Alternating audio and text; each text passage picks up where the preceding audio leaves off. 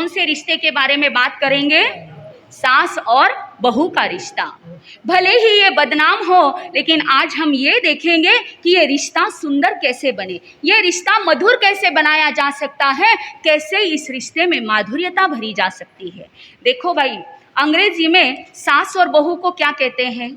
English आती है ना, थोड़ी बहुत तो सबको ही आती है। तो सास और बहू को इंग्लिश में क्या कहते हैं? Mother in law and daughter in law. अब ये मदर इन लॉ और डॉटर इन लॉ, इसमें से यदि ये इन लॉज यदि हट जाए तो क्या बचेगा? मदर और डॉटर। बस हमें यही करना है। जो ये मदर इन लॉ और डॉटर इन लॉ के पीछे जो ये इन लॉ शब्द लगा है, उसे ही हमें हटाना है, ताकि दोनों आपस में क्या बन जाए? मदर एंड डॉटर बन जाए। जो आज सास और बहू है, जो ये इन लॉज शब्द, इसे यदि वकालत की भाषा में कहें तो जहां पर मर्यादा, कानून, नियम, परंपरा, रीति रिवाज, रूढ़ी परंपरा, ये सारी बातें यदि हटा दी जाए दोनों के बीच में से, तो वहां पर सास और बहू ना रहते हुए वो दोनों क्या बन जाएगी? माँ और बेटी बन जाएगी। इसीलिए इस मदर इन लॉ और सिस्टर इन लॉ के, मदर इन लॉ और डॉटर इन लॉ के रिश्ते में से हमें मात्र कौन सा शब्द हटाना है?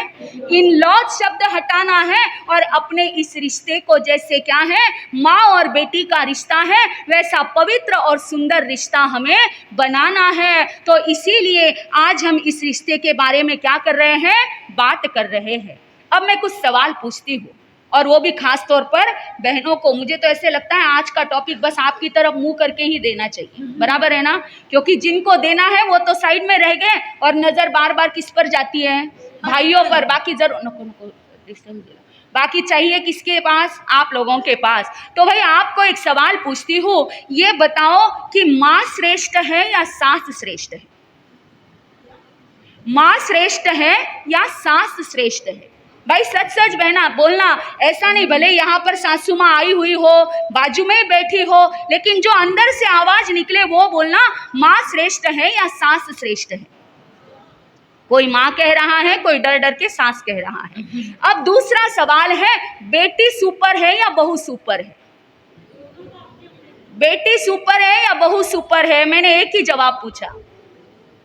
कोई कह रहा है बेटी तो कोई कह रहा है बहू। पर एक बात कहना कि जो माँ क्या है, जो आपके सासू माँ के रूप में जो आपको मिली है, वो माँ आपको क्या करती है? आपकी जन्मदात्री माँ तो कभी ना कभी तो आपको घर से रवाना करती ही करती है। और एक पराई बेटी को अपनाने का हौसला मात्र एक कौन रख सकती है?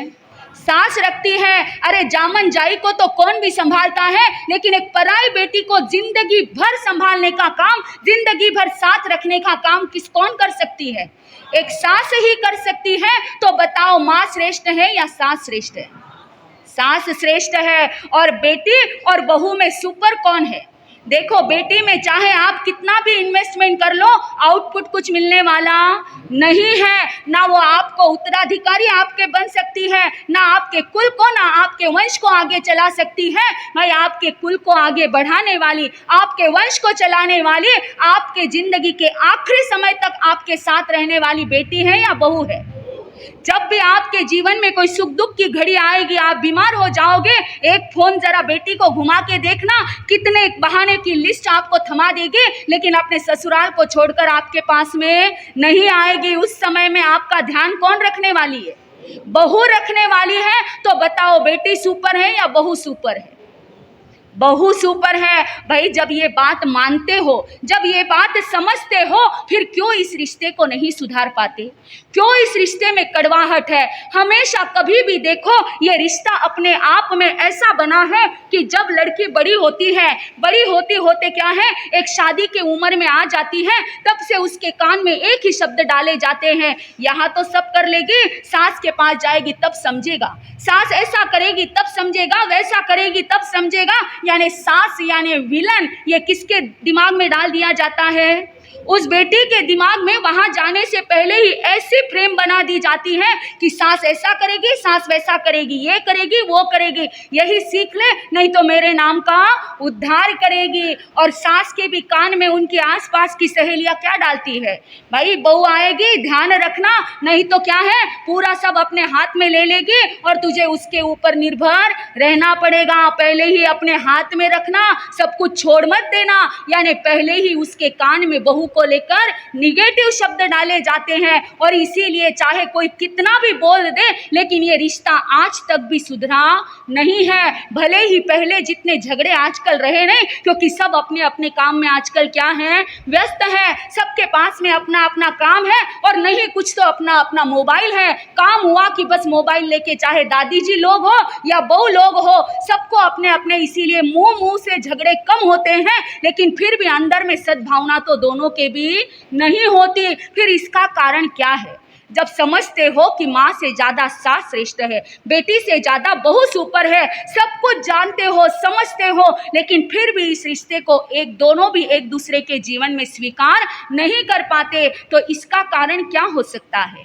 भाई इसके ऊपर किसी मनोवैज्ञानिक ने स्टडी की, उन्होंने बहुत क्या है साइकोलॉजी के क्या क्या इसके पीछे रीज़न हो सकते हैं ये उन्होंने शोध किया और तब उन्होंने अपने रिसर्च में ये बात सामने लाई कि देखो कि जब भी किसी भी माँ को अपना बेटा बहुत प्यारा होता है, 9 महीने तक वो उसे अपने गर्भ में रखती है, उसके बाद में भी, जन्म के बाद में भी उसको क्या करती हैं, संभालती हैं, संवारती हैं, बड़ा करती हैं, हर चीज़ का उसका ध्यान रखती हैं। ऐसे ही उसका ध्यान रखते रखते समय निकलता जाता है और अचानक एक दिन ऐसा होता है कि वो बेटा किसी और का हो जाता है। और उस समय में उस माँ के अवचेतन मन में, सबकॉन्शियस माइंड में कहीं ना कहीं अंदर में असुरक्षितता की क्या होती है, भावना उत्पन्न होती है। देखो उसका चेतन मन ये बात कभी नहीं कहता, बल्कि उसकी भी इच्छा होती है कि मेरे बेटे की शादी हो, उसकी घर गृहस्थी बच जाए, ये उसका चेतन मन हमेशा स्वीकार करता है। लेकिन कहीं ना कहीं अवचेतन मन में एक असुरक्षितता की भावना उत्पन्न होने लगती है। मन ही मन कहीं ईर्ष्या का जन्म होता है कि जो बेटा आज तक दिन भर मम्मी मम्मी करता था, माँ माँ करता था, हर कार्य के लिए मुझे आवाज देता था, अब वो बेटा मुझे आवाज नहीं देता।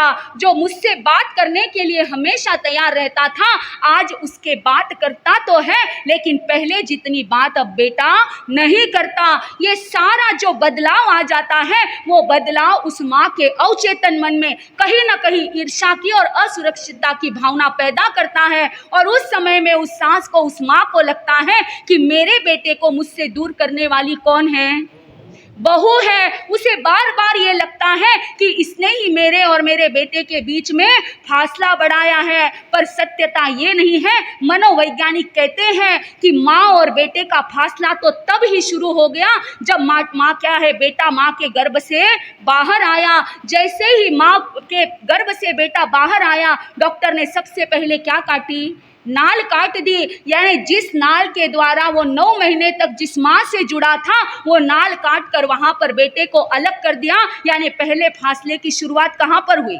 वहाँ पर हुई। फिर कुछ दिन तक वो बेटा माँ पर निर्भर रहा, फिर आगे स्कूल में जाने लगा, फासला बढ़ता गया, कॉलेज में गया, फासला बढ़ता गया, पढ़ाई के लिए किसी और जगह पर गया, फासला बढ़ता गया और आखिर में ये फासला तब पूरी तरह से टूट गया जब उस बेटे के जीवन में एक स्त्री पत्नी के रूप में आ गई और उसने उसकी सारी जिम्मेदारियों को अपने ऊपर ले लिया।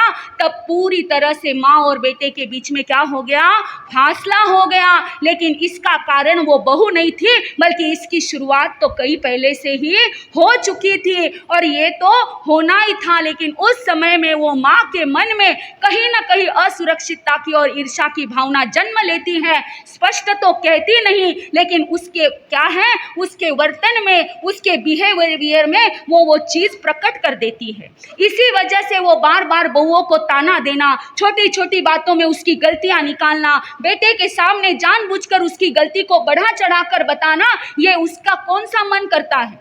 अवचेतन मन करता है, क्योंकि वहां पर ईर्ष्या है, वहां पर उसके अंदर में क्या है, असुरक्षितता की भावना है, और उस वजह से फिर वो बोलती तो नहीं लेकिन एक्शन के द्वारा ये सारी बातें उसके द्वारा होती जाती है। और यही कारण है, मनोवैज्ञानिक कहते हैं कि एक सास अपने बहू को क्या नहीं कर पाती, स्वीकार नहीं कर पाती।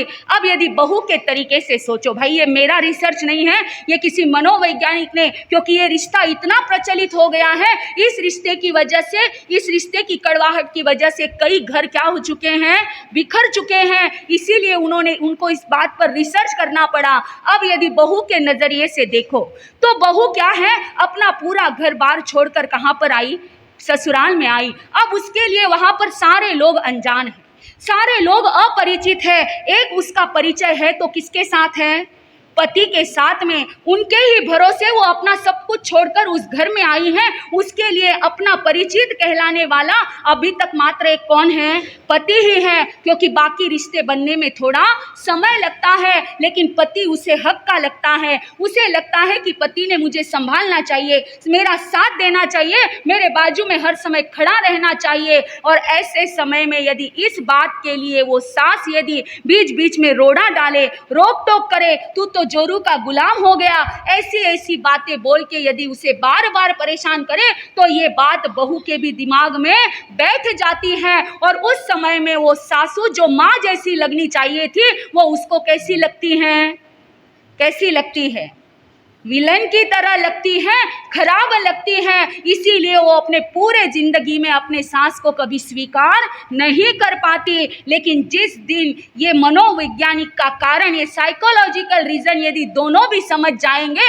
तो उस समय में ये दोनों के रिश्ते भी क्या हो जाएंगे, सुधर जाएंगे। लेकिन वो समझ नहीं पाते और भी दिन भर इसी बात के कारण से खटपट चलती है। और इसके बीच में पिसता कौन है, पिसता कौन है, पति पिसता है, बेटा पिसता है। अब वो दोनों भी उसके लिए उतने ही महत्वपूर्ण हैं, क्योंकि उसे पता है एक ने मुझे जन्म दिया है तो दूसरी ने मेरे लिए जन्म लिया है, एक ने मुझे संसार में लाया है तो दूसरी ने मेरे लिए सब कुछ, अपना घर परिवार सब छोड़ दिया है। वो जानता है, लेकिन उस समय में वो इतना किसमें आ जाता है, पजल में आ जाता है कि इसके बाजू में बोलूं या इसके बाजू में। लेकिन ये तीनों यदि संभल जाए, सास और बहू भी यदि ध्यान में ले ले, इस साइकोलॉजिकल रीजन को समझ ले, और बीच में जो बेटा है, जो पति है, वो भी दोनों के बीच में बराबर बैलेंस रखे, तो शायद ये रिश्ता भी क्या बन जाएगा, मधुर बन जाएगा। ये बदनाम नहीं होगा बल्कि अपने आप में मशहूर होगा।